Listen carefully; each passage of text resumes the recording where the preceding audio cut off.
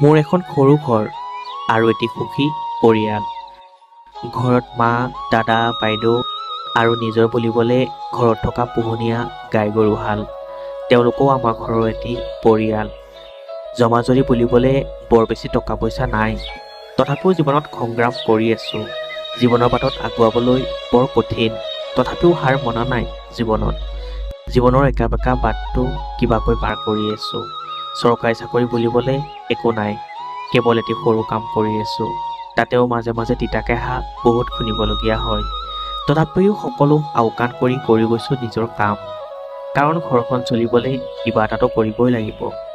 দুখীয়া হ'লেও আমি সৰু পৰিয়াল আৰু সুখী পৰিয়াল। জীৱনৰ বাকী সময়ছোৱাও যেন ঈশ্বৰে এনেদৰে পাৰ কৰে, তাকে সদায় কামনা কৰোঁ। ধন্যবাদ।